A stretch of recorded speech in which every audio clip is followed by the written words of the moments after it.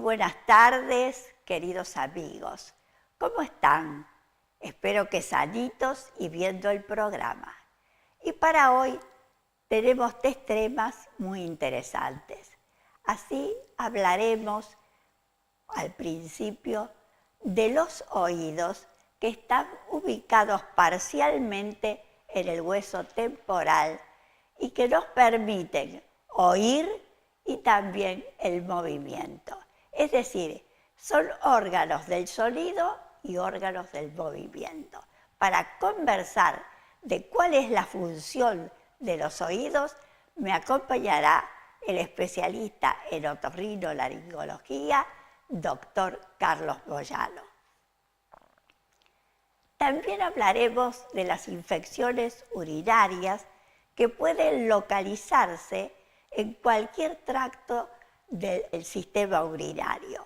Así pueden localizarse en la uretra, pueden localizarse en uno o en los 2 riñones y constituir distintas enfermedades. Para conversar sobre las mismas, en las personas de la tercera edad, me va a acompañar la especialista en medicina generalista, doctora Liliana Bianco. También hablaremos del método Pilates. Pilates se llama así en honor a Joseph Pilates, alemán, que él combinó distintas materias, por ejemplo, lo que él sabía de traumatología, de gimnasia, etcétera, con también la importancia de la respiración, de la relajación y del modo en que uno se comporta. Para conversar del método Pilates me va a acompañar la profesora de Educación Física e instructora de Pilates, señorita Carla Perusia. Como ven, un triple programa que espero que ustedes vean desde el principio hasta el fin.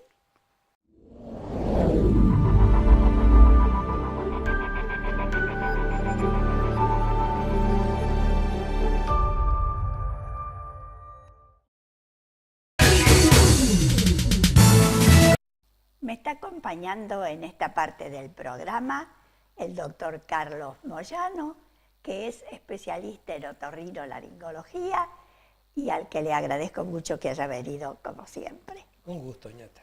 Y vamos a hablar de un tema que nunca lo habíamos tocado de esta manera, ¿no? Que es la de cómo actúan nuestros oídos. Bien. Los oídos tienen 2 funciones. Sí. Una, la más conocida, que es la de escuchar. Y la otra función, menos conocida, es la de informar al cerebro, a los centros superiores, en qué posición está la cabeza. ¿En qué posición está la cabeza? Si el cuerpo está quieto o si se mueve, si gira, si sube o baja. Fíjate, ñata, que uno puede estar con los ojos cerrados, ir en un auto y sabe si el auto está subiendo, está bajando, dobla, está detenido y uno no lo ve. Pero sin embargo se da cuenta, el cerebro interpreta los movimientos porque el oído se lo está informando. Claro. El oído y además de otros centros como la piel, como los pies. Pero lo más importante es el sentido del equilibrio, exactamente, ¿no? el sentido del equilibrio. Claro, ese es el más importante, ¿no? Porque nos falla muchísimo. Muchas de las caídas, es muy frecuente. Muchas de las caídas de las personas de la tercera edad es debido a la falta de equilibrio. Sí. No es la única causa, no, pero es muy frecuente. Digo que es una de las más importantes. Y no totalmente dilucidado por la ciencia. Sí, también puede ser. Muchísimos casos no sabemos por qué se produce esa inestabilidad, esa pérdida del equilibrio, que nos relatan los adultos generalmente mayores, aunque también se ve en otras edades, ¿no? Sí, pero más en los mayores. Más en los mayores. Sí, porque ahí, en los mayores no se pierde solamente el equilibrio, hay disminución de la visión, de la audición. Claro, de seguramente todo, hay de una todo. serie de causas, Claro. seguramente hay una serie de causas. Sí. Entonces, queda claro que el oído sirve para dos cosas, para escuchar y para informar la posición de la cabeza, sobre todo, la Claro. posición de la cabeza. Y yo creo, Carlos, que muchos no saben, porque tal vez nunca lo han leído, que qué importante es que en realidad este oído, que para nosotros es una unidad, esté dividido en 3 partes y que Eso cada una de las partes, es decir, el oído externo, el oído medio y el oído interno, tengan una función determinada. Sí, es asombroso. Sí. Las diferencias Que hay. embriológicas, las diferencias anatómicas, no es como en otros sistemas donde hay una continuidad, no, el oído están absolutamente separados. Claro. Y cada uno tiene su función. Una función específica. El oído externo está formado por el pabellón de la oreja y el conducto auditivo. Eso todos lo ven y lo saben. Sí, sí, sí, Eso todos lo saben. vemos. Eso todo lo ven. La oreja en los humanos no sirve para nada. La oreja, el pabellón de la oreja no sirve para nada. En otros animales donde la supervivencia de la especie depende del oído, sí, tienen la capacidad de mover sus orejas, como los ciervos, los conejos, las liebres, para orientar a ver de dónde viene un ruidito extraño, ajeno. Pero en los humanos no sirve para nada. Por un accidente se pierde una oreja No. y la persona sigue escuchando exactamente igual. Claro, porque no tiene la función. No tiene función. El conducto auditivo es el conducto, sí, que transmite las ondas sonoras hacia una membranita muy delicada que se llama membrana timpánica. Que se llama membrana timpánica. Membrana timpánica. El tímpano en latín es el tambor. Un tambor. Los romanos le llamaban tímpano a los tambores, porque suena y su función es muy semejante a la de un tambor, la del parche de un tambor. Entonces el sonido llega a esa membrana timpánica y la hace vibrar, se mueve libremente. Por dentro de la membrana Hay 3 huesecillos. 3 huesitos muy chiquititos, pequeñitos. los 3 huesitos más chiquitos del cuerpo. El estribo sobre todo es el más chiquitito. El más chiquitito, mide 1 milímetro, Sí, chiquitito. muy chiquito. Y bueno, se llaman martillo, yunque Yunque y y estribo. estribo. El primero de ellos, el martillo, está íntimamente pegado a la membrana. membrana. Entonces, yo no sé si me explico. La membrana se mueve, vibra, y esas vibraciones las transmite al martillo, yunque y al estribo. Pero para que todo este conjunto se mueva bien, por dentro de la membrana tiene que haber aire, nada más que aire. Claro, y que no hayan entrado, y eso lo cumple, digamos así, el conducto auditivo externo, que impida de que en esa membrana llegue polvo, lleguen parásitos, lleguen bacterias. Claro.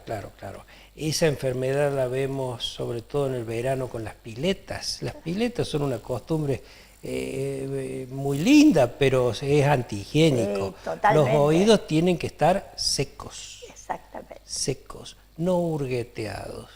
Como me parece que el más sano consejo que podríamos dar hoy es que los que tengan hisopos en su casa lo tiren lo más lejos posible. Los hisopos en los oídos no tienen nada que hacer. Pueden lastimar. Pueden lastimar. La cera en el conducto auditivo es imprescindible. Claro. La cera lubrica el conducto. Las enfermedades que aparecen en esta piel del oído empiezan cuando se queda sin cera.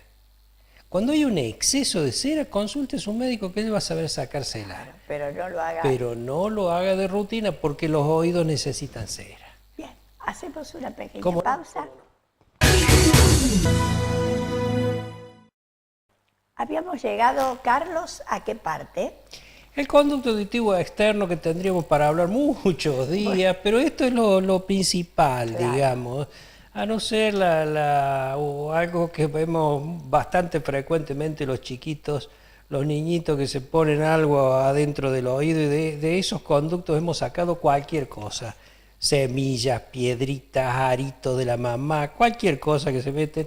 Como consejo, no intenten sacarla, no intenten sacarla, Maniobra porque mamá difícil. trata de sacarlo con una pincita de la ceja y lo que consigue es meterlo más adentro, el oído se inflama, lastima, empieza a salir sangre, no lo toquen, déjenlo, llévenlo al médico que él va a saber sacárselo. Bien. Bueno, y pasamos al oído medio. Al oído medio. Decimos que es una caja. Caja. Una caja llena de Una aire. una caja oval, muy pequeña, Sí, que tiene pequeñita. 1 centímetro de diámetro. Sí, es muy chiquitita. Muy chiquita. Que se une a la parte alta de la nariz y de la garganta. A través de una trompa de Eustaquio Eso es. que siempre está cerrada, Sí. salvo cuando bostezamos. Claro. Esa trompa está cerrada para que no entre gérmenes, mocos, bacterias, que no entre nada. Y se abre, como vos decís, cuando bostezamos o cuando tragamos saliva. En los bebés, en los lactantes, esa trompa es cortita y ancha y suele estar mucho más abierta que en el adulto. La mamá le da la mamadera al bebé acostado a medianoche para no levantarse y suele pasar una gotita de leche hacia el oído a través de la trompa y es una causa de otitis. Está descrito. Entonces, si le van a dar la mamadera al bebé o el pecho al bebé, lo más sentadito posible. Claro, bueno, Lo más sentadito posible y no acostado. Entonces, en esta caja del tímpano, por dentro de la membrana timpánica, tiene que haber aire y nada más que aire. Perfecto. En esta época es muy común los chicos resfriados, con mocos en la nariz. No solamente los chicos. Sí, los No solamente adultos los chicos, también. Y adultos estoy también. viendo, estamos viendo en el consultorio muchas otitis. Y uno le pregunta a la mamá o al chiquito, ¿cómo te suena la nariz? O ¿cómo te soplan los mocos? Y muestran, me aprieto los dos lados de la nariz al mismo tiempo. No, jamás apretarse los dos lados de la nariz al mismo tiempo porque los mocos no salen para afuera. La forma correcta es tapar de un lado y soplar y tapar del otro y soplar. Entonces los mocos salen Más libremente. fácilmente. Si uno se aprieta los dos lados, aumenta la presión. Claro. No sale nada y los mocos se van a los oídos o a los senos paranasales y le está fabricando una sinusitis o una otitis. Claro. Entonces, ahí estamos todavía en el oído medio. Y ahí en el oído medio ya tenemos vibraciones, ¿no es cierto? Sí. Y estas vibraciones luego tienen que pasar al oído interno. Sí. Y en el oído interno se van a ubicar en un lugar que se llama cóclea, ¿no es cierto? O caracol, porque tiene la forma del caracol y que está llena de líquido. Sí. Y ahí entonces llegan estas vibraciones. ¿Y qué pasa en la cóclea? Las vibraciones las transmite la platina del estribo, una partecita del estribo mueve la endolinfa, un líquido que hay dentro del caracol, que tiene la forma de un caracolito. Sí. Y los nuevos estudios, las resonancias magnéticas, lo muestran perfectamente bien. Que antes, cuando recién nos iniciábamos, no teníamos forma de verlo. Solo lo imaginábamos, había que abrirlo. No, actualmente se estudia en detalle. Y bueno, esas vibraciones son percibidas por terminaciones nerviosas que juntas, ¿cómo puedo explicarlo? Todas las terminaciones se unen formando un nervio, el nervio auditivo, el octavo par, que llevan hacia los centros superiores la información. En este oído interno hay dos partes claramente diferenciadas. Una el caracol. ¿Y la otra? La otra, yo suelo explicar, para el equilibrio, Claro, para informar la posición en que está la cabeza y los movimientos de la cabeza.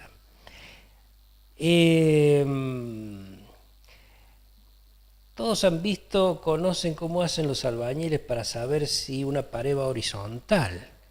Toman un nivel con un poquito, una capsulita con agua y una burbuja con aire. Entonces, si eso no está a nivel, la burbuja de aire tiende a ir hacia un lado o hacia el otro. Más o menos el principio es este. Claro. Más o menos el principio es este. Nosotros tenemos 3 conductos semicirculares, superior, externo y posterior.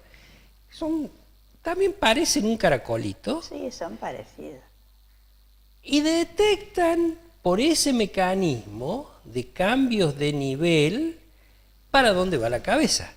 Pero los dos tienen que actuar equiparándose, equivalentes.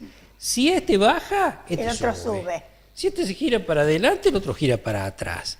Y todo eso lo va aprendiendo el bebé desde antes de empezar a caminar. Él lo va aprendiendo hasta que va evolucionando todo su cuerpito y sus órganos del equilibrio hasta que más o menos al año ya se larga a caminar solo. Eso vos lo sabes mejor, ¿no? Sí, sí.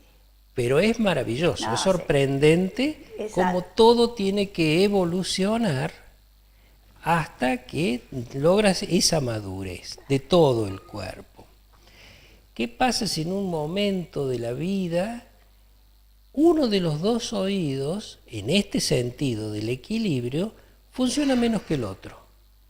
El cerebro interpreta lo que aprendió, que las cosas se mueven. Claro. Que las cosas se mueven. Entonces él está quieto, pero ve que todo se le da vuelta, o que él gira alrededor de las cosas. Y no entiende qué pasa. ¿Tendré un tumor? ¿Tendré algo malo? No, es que uno de los 2 oídos está funcionando de más o de menos proporcionalmente al otro. Y su cerebro, todo su sistema nervioso está acostumbrado a interpretarlo de esa manera, que las cosas se mueven. Si no, a hacer la prueba de empezar a dar vueltas en círculo como hacemos cuando chiquitos o en una calecita, y uno se baja y piensa que sigue viendo que las cosas se siguen moviendo. ¿Por qué? Es por ese cambio que le hemos realizado artificialmente. Muy bien, doctor. Y están dentro de esos canales semicirculares, está lleno de pelitos y de líquido, de líquido. Sí, y esos pelitos tienen mucha importancia porque también van a transformar esas vibraciones. Claro, son las terminaciones nerviosas que detectan el movimiento líquido. Se mueven hacia un lado o se mueven para el otro. Y esos movimientos son los que transmiten un impulso nervioso. Esos movimientos son los que transmiten el impulso nervioso. Lamentablemente a la ciencia le falta muchísimo camino por recorrer, muchísimo camino en esta parte del oído interno. Yo creo que hay mucho más por descubrir para comprenderlo, comprender las enfermedades y así poder ayudar. Lo que hoy no tenemos respuestas, y yo soy optimista, creo que algún día se conocerán y no muy lejano, ¿no? Sí, puede ser. No muy lejano. Todo puede ser. Muy agradecida. Un gusto, muy ñata. Lindo el tema, muy lindo, y Dios quiera que la gente aprenda un poquito. Bueno, ojalá. Siempre es bueno eso. ¿Cómo no? Bien. Bueno, te agradezco muchísimo, has estado bien como siempre, y espero tenerte muy pronto acá, porque te veo muy, pero muy bien. Bueno, muchas gracias. Bueno, me voy a la pausa. Usted, por favor, no se mueva del 6.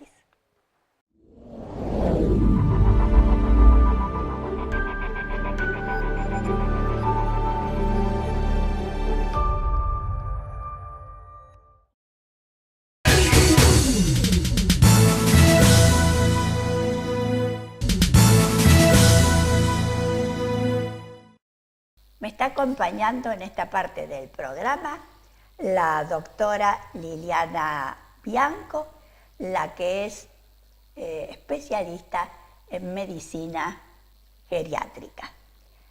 ¿Qué tal? ¿Cómo andás? Bien, ¿vos? Bien, bien.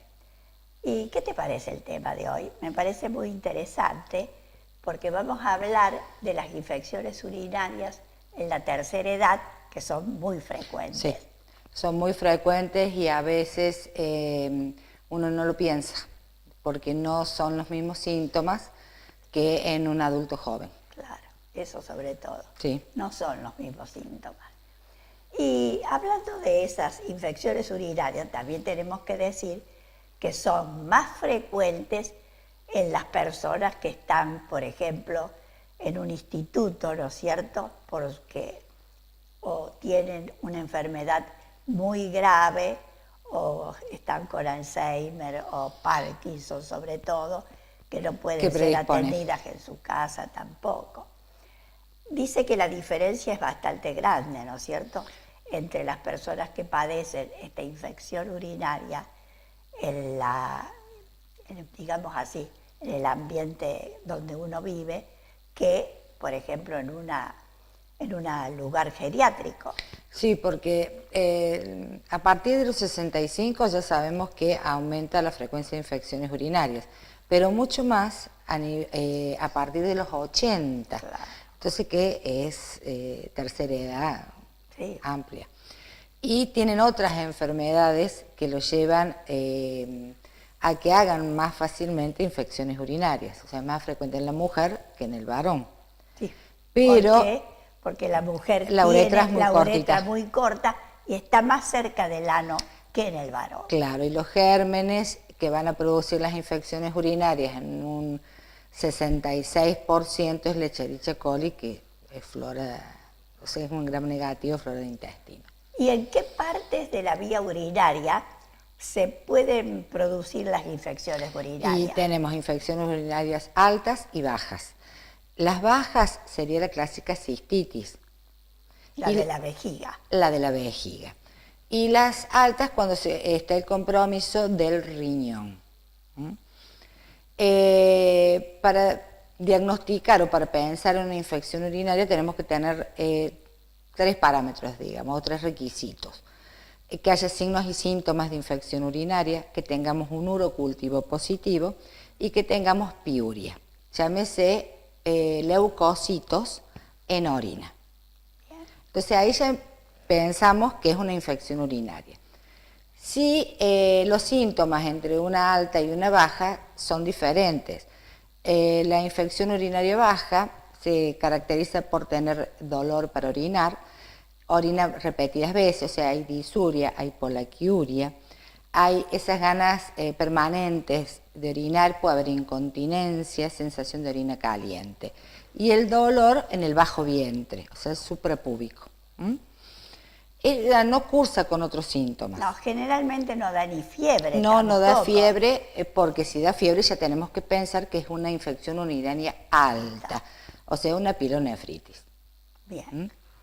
Y en el caso ese, por ejemplo, de la sintomatología, algunas veces en las personas, como vos decís, de 65 años, es decir, no de 80, hay síntomas a veces que sí son semejantes a los de cualquier adulto, ¿no es cierto? Sí.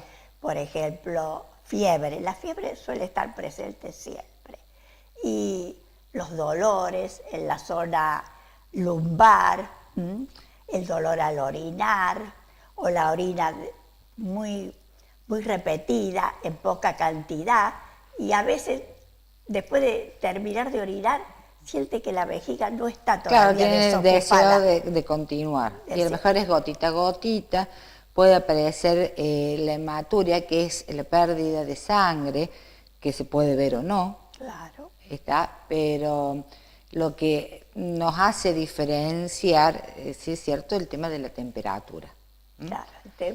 Y por ejemplo, en algunas personas que ya tienen mayor edad, etcétera, entonces los síntomas generalmente son distintos. Pueden no existir, o sea, podemos encontrar a lo mejor una orina que tenga, que sea fétida o maloliente. Entonces pensamos a lo mejor que puede haber una infección urinaria. Pero hay veces en tercera edad que dejan de comer, dejan de tomar líquido o se desorientan, o se deprimen. Entonces tenemos que pensar que puede haber, se hace por descarte, porque uno busca otras patologías, pide la orina o el urocultivo, salta que tiene una infección urinaria. Claro, a veces el único síntoma es ese que vos dijiste, la persona que está medio perdida, etcétera. Que uno no sabe, no se puede interrogar porque no nos va a decir nada. Y también suelen ocurrir esas anemias, que uno no sabe por qué, no está con hemorragia digestiva ni nada, ninguna otra cosa que lo justifique, y salta una infección urinaria. Bien. Y entonces tenemos ya la sintomatología que ya nos hace pensar en una infección urinaria. Y después, ¿qué hacemos para ratificar lo que nosotros pensamos? Bueno, de rutina se va a pedir un citológico, un eritro, una orina completa y un urocultivo. Eso nos va a confirmar. Podemos tener contaminación, sobre todo en las mujeres que tengan un flujo vaginal, por eso se les solicita que se coloquen un tapón. Hay que ver que la muestra sea recolectada bien, el chorro medio, más de 3 horas de retención, lavarse con agua hervida. Hay que aclarar que es agua hervida tibia y no el agua caliente del bidet, porque no está hervida, no está esterilizada. Hervida, claro. Juntar el chorro medio y llevar al laboratorio. Y también para recolectarlo y para llevarlo también guardar todas las medidas higiénicas posibles. Claro, para que esa muestra llegue bien. El frasco tiene que estar estéril, abrirse en el momento de tomar la muestra. No se puede pasar de un lugar a otro, se tiene que recoger directamente en el frasco y llevarlo al laboratorio para que lo procese. Hacemos una pequeña pausa. Habíamos llegado, Liliana, a la recolección de la orina, que nuevamente les digo que tiene que ser muy bien recolectada, que es muy difícil en los niños, porque cuando uno ha preparado todas las cosas, el chico no orina. Y cuando no tiene las cosas, orina. Es decir, que es muy difícil. Y creo que en las personas de la tercera edad también es difícil. Sí, si está orientada, te puede avisar que tiene deseos de orinar, entonces por ahí tenemos más suerte. Pero en un paciente demasiado avanzado, postrado, no hay forma porque orinan permanentemente en pañal. Entonces, en ese caso se coloca un catéter o una sonda. Se deja 3 horas y sacamos muestra directamente de la vejiga. Entonces, tiene que estar estéril la orina. En caso de que tuviera sonda vesical permanente, hay que pinzarla a 10 centímetros del meato, hacer campo y se hace por punción de sonda. O si no, en otros casos, una suprapúbica. Claro, sí. Directamente se punza la vejiga cuando está con orina. Claro, si no, no se puede. Si no, no se puede. Bien, hemos llegado entonces a que tenemos la orina ya estudiada y nos da que tiene más de 100.000 colonias por milímetro cúbico. Es decir, una linda infección urinaria.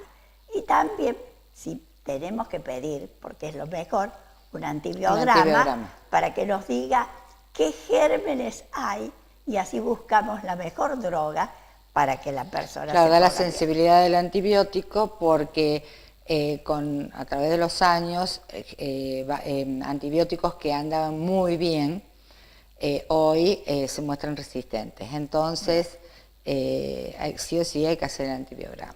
Se puede comenzar un antibiótico empírico, pero ver si después, porque a veces no se puede esperar, si tenemos una infección urinaria alta, se hace un antibiótico empírico. Claro.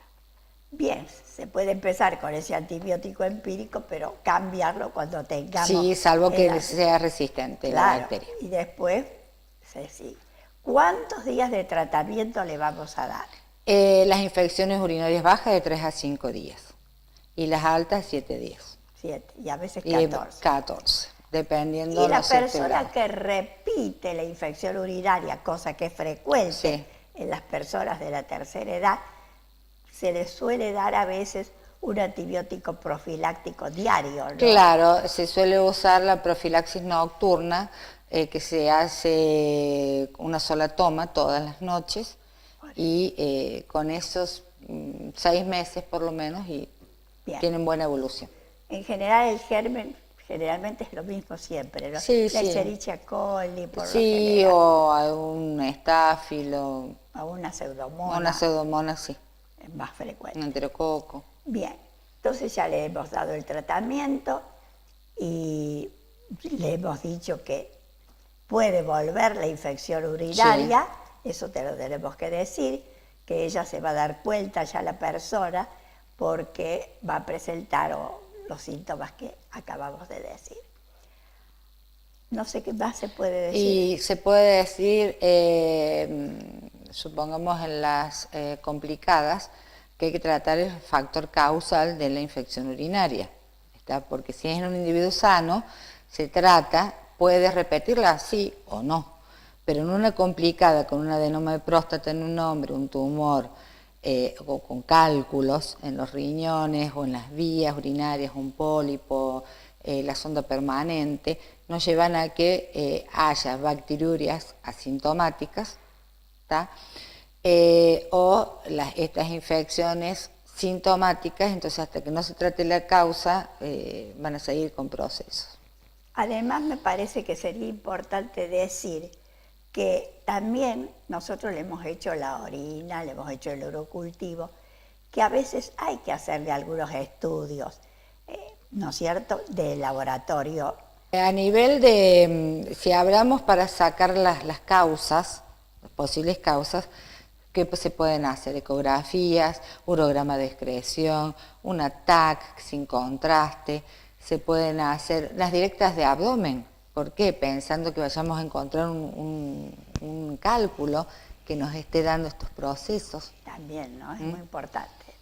Bueno, querida, me parece que has estado muy bien. Bueno. Y el tema es muy interesante. Yo me voy a la pausa. Usted, por favor, no se mueva de eso.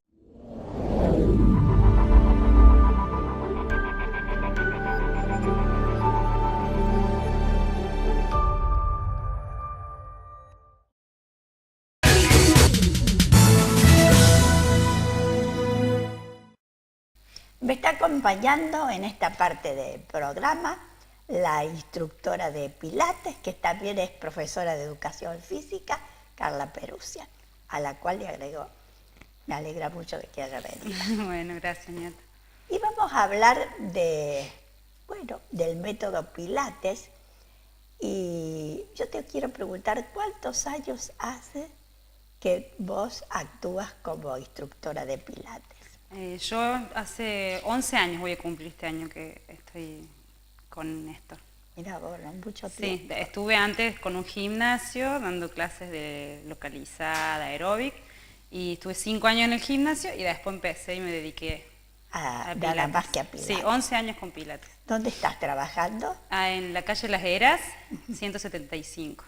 En SET se llama el... ¿Cómo se llama? SET se llama. SET. Bueno, entonces pues ya tenés una Ahí hay vasta varias, experiencia. sí, hay varias disciplinas ahí en el Claro. consultorio y hay osteopatía, psiquiatría, psicología, pilates, hay bioquímicas. Ya, bastante completo. Sí, Bien, este método Pilates que fue creado por Joseph Joseph. Pilates, alemán era, ¿no? Hizo una combinación en este método de varias especialidades que él conocía, algo de traumatología, de yoga y otras más, y las reunió, digamos así, con la importancia de la respiración, de cómo tiene que uno actuar para no modificar mal su figura, etcétera. Y creo esto que es una disciplina que es adaptada, digamos así, para todas las edades, que no importa, digamos así, si es chico o es grande, y que también tiene la importancia, como quiero decir ahora, de que enseña a respirar cosas que nosotros en general no sabemos hacer y que Sí. cuesta mucho aprender. Sí, bueno, pasa que Joseph era asmático, Claro. entonces él siempre fue un aficionado a la gimnasia y siempre un creador de ejercicios para sanar él. Entonces siempre investigando y probando, por eso empieza a combinar el yoga, que usa mucho la respiración, que vos estás diciendo. Claro. La modifica la respiración del yoga, no usa la respiración que se usa en el yoga. No, usa porque en el yoga es tanto para inspirar como para expirar la nariz. Sí, es la nariz. Acá usa nariz se usa nariz y boca, pero aparte en el yoga es diafragmática la respiración. Eso quiere decir que va bien profunda hasta adentro. En cambio, Pilates es torácica la respiración o pulmonar. Es hasta los pulmones y lo que se abre y se expande es la caja pulmonar. Justamente porque como él era asmático y tenía que mejorar todo su sistema respiratorio, enfocó la respiración en eso. Claro. Pero se dedica a la respiración muchísimo como el sí, yoga, ¿no? Sí, Como, todo, es la base. por eso digo, y yo lo sé, Está pero bien lo que decís, sí, está bien. es muy importante eso de que las personas no se cuidan en eso y es muy importante que los chicos aprendan desde chico a respirar bien, Sí. porque eso mejora todo, mejora su salud bucal, su parte pulmonar, etcétera. Sí, ayuda también a relajarse mejor, Claro. en los momentos de estrés, Bien. trabaja mucho para eso también. Bueno, yo creo que todos saben que el pilate se puede hacer en dos formas, ¿no es cierto? A ver, ¿por qué no las explicas vos? ¿Te referías a reformer y piso? Sí. Sí, hay dos formas, se llama pilates mat en piso o piso, colchoneta, y en reformer, que es que yo trabajo así, que Con reformer. son reformes o camillas que tienen resortes y que las personas realizan los ejercicios con el aparato, digamos, Claro, con la y camilla. tenés que decir que es mucho más fácil así que hacerla. Es más controlado, sí, es más fácil y más controlado. Claro, pero es porque más la fácil. camilla te ayuda, por eso se usa mucho para la rehabilitación, porque la camilla te ayuda a hacer bien el ejercicio, en Claro. condiciones siempre óptimas, te cuida más. Claro, pero estar en el suelo es mucho más difícil. Es más difícil, sí. Es más difícil tanto Controlar. para controlarlo, pero para la persona misma, si no es muy joven, para acostarse y levantarse. Sí. Ese es un trabajo Sí, o a importante. veces hay personas que tienen problemas de rodillo, de columna, que no pueden acostarse en el piso, Claro, o les exacto. cuesta mucho acostarse. Bien. Ahora, vos, antes de que las personas empiecen con las clases de pilates, ¿le pides vos que tengan un estudio médico? Por lo general todos vienen recomendados por un médico. Casi nadie ya viene... Espontáneamente. Sí, eso, cuando vienen espontáneos o porque les gusta mucho la actividad o porque les hace bien y se relajan y buscan eso, más lograr la relajación y a lo mejor no tienen ninguna patología. El que viene con patología seguro que ya fue al médico y le dijo empieza pilates. Bien. Por ejemplo, la gente que tiene muchos, yo tengo muchos con problemas de columna y son todos recomendados por el médico. Claro. Yo les hago una ficha médica donde también ahí estudio bien saber qué tiene cada persona, porque a veces hay gente que se olvida y no te dice. Claro. No, tengo una hernia de disco, tengo una escoliosis, no te dicen y es importante porque uno tiene que adaptar la clase a Claro, cada porque persona. Es muy distinto tener una escoliosis que tener una giba. por Sí, ejemplo. no, y hay muchísima variedad de ejercicios y no todos pueden hacer todo. Claro. Hay que adaptarlo. Bien, hacemos una pequeña Bueno. pausa.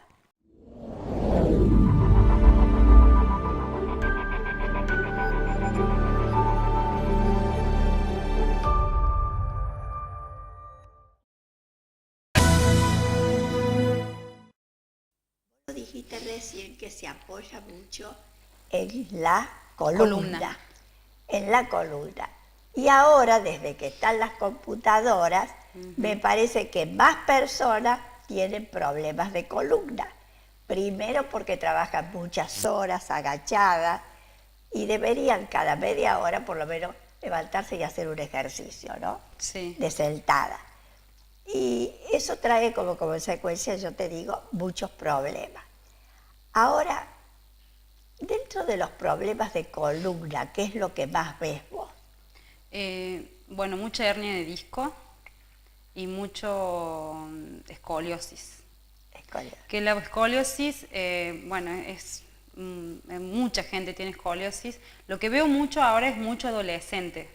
O sea, se nace, más o menos como que es la edad que se puede desviar la columna, digamos, más propensa. Pero es como que mucho adolescente viene, y eso también yo le echo la culpa, que lo quería mencionar hoy, al celular. Sí. Y a la computadora. Los chicos hoy están más tiempo en la computadora, porque antes era el que trabajaba, el que estaba mal sentado, malas posturas laborales. Claro, ahora para estudiar también sí, están en la computadora. Sí, mucho tiempo pasan en la computadora y eso se nota. Sí. Y encima es una actividad que para niños, como la doy yo, yo no la aconsejo mucho, porque no vaya a lograr resultados, sino porque el chico se aburre en una clase. El chico tiene que hacer deporte. Así que bueno, hay que sacar un poquito a los chicos de la computadora y mandarlos más al club. Siempre digo yo, claro. Manden a los chicos más al club. A hacer deporte y a hacer actividad física, porque después tienen sus consecuencias. Ahora bien, una persona, por ejemplo, que es bastante, con mucho sobrepeso, sí. ¿puede hacer esta gimnasia? Sí. Sí, sí la puede hacer. La puede hacer. Sí. O sea, lo ideal es hacerlo acompañado con alguna dieta y un régimen. Y sí se puede hacer porque no es una actividad de alto impacto. Claro, pero... Y es una actividad suave y no hacemos cargas de pesos, entonces sí se puede hacer. Pero ella no puede pretender adelgazar con la gimnasia. No, pero sí te ayuda a controlar. A controlar. Y ayuda a bajar mucho los niveles de ansiedad. Entonces, en una persona que a lo mejor quiera hacer un tratamiento para bajar de peso, te ayuda. Y aparte te ayuda mucho a tonificar y a modelar el cuerpo. Entonces, va acompañado a adelgazar. Hay que complementarlo con otra actividad y aparte con una dieta. Claro. Pero no es para adelgazar, Pilates, no es para adelgazar, por eso hay que decirlo, sí, porque muchas dicen, no, con eso voy a adelgazar. No, no es una gimnasia para adelgazar esa.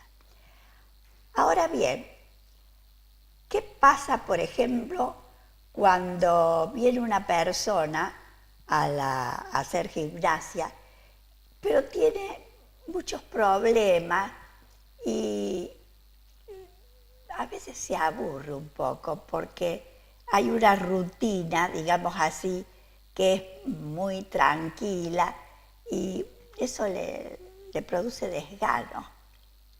Bueno, no me pasó. ¿No te pasó?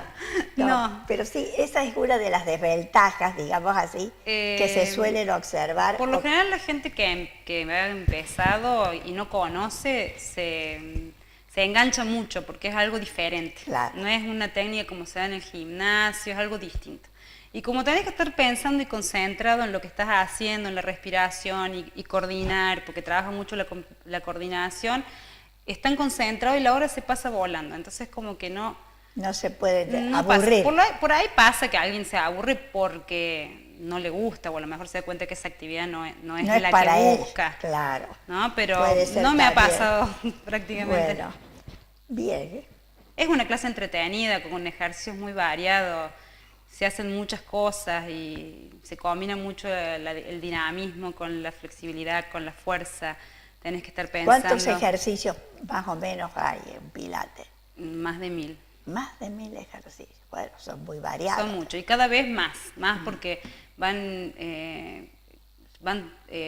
se va modernizando y van implementando nuevos accesorios que lo usan en el reforme. Por ejemplo, ahora se está usando mucho la inestabilidad y se trabaja mucho con pelotas para prevenir lesiones y es muy entretenido. Claro, porque tiene que hacerlo entretenido. Sí, también es lindo. Es lindo. A mí me encanta. A vos te encanta, porque vos sos la que lo haces, ¿no es cierto? Y les cuesta mucho a las personas, por ejemplo, empezar a respirar bien. Sí, les cuesta, el primer mes de clase es el mes que, digamos, les cuesta. O la primera clase, hay algunos que no, porque si ya hicieron gimnasia y vienen más Sí, o no, menos... pero hablando de personas que no han hecho. Que no han hecho, sí, les cuesta bastante, porque aparte hay que coordinar con los ejercicios. Claro. Les cuesta respirar, o respiran muy rápido, o muy profundo, que eso hace que se mareen, así que hay que ir controlando todo eso. Pero como es una clase personalizada, son poquitas. Son pocas, Yo 3, tengo ¿no es 3. cierto? Y yo creo tengo que 3. lo ideal es que sean más o menos Sí, 3, 3, 4, más de eso ya Y de la misma se edad, ¿no? descontrola, sí. más o menos de la misma edad Sí, también. sí, o que tengan, yo tengo un grupo y a lo mejor tienen todas el mismo problema. Entonces Más se fácil. puede trabajar mejor. Sí. Claro, es más fácil para vos y para ella. Y para ella es más rico también. también, claro. Bueno, no sé qué más querés agregar. No sé, pregúntame lo que vos quieras. Bueno, yo, porque a mí me dice que tenemos que terminar. Ah, bueno. Qué cortito. Bueno, como tenemos que terminar, vos le vas a dar a todos los televidentes una idea de lo que es, en muy poquitas palabras, el Pilates. El Pilates. Bueno, es un método creado por Joseph Pilates donde se trabaja la fuerza con el propio cuerpo, no es la fuerza máxima como se trabaja con pesos y todo eso, se trabaja en resistencias bajas y mucho control mental, mucha respiración y mucha flexibilidad y elongación. Eso es lo que tratamos de trabajar en todas las clases. Muy bien. Te agradezco. Ya has No, estado gracias muy a bien, vos. Muy bien. Yo, mis queridos amigos de Oncativo y de Oliva, les digo hasta el próximo martes, si Dios quiere. Y una cosa quiero que se acuerden, de que muchas cosas son importantes para la vida gozar, pero sin salud, queridos míos, nada se puede lograr. Así que estén atentos a las cosas que les decimos, que siempre les van a ayudar.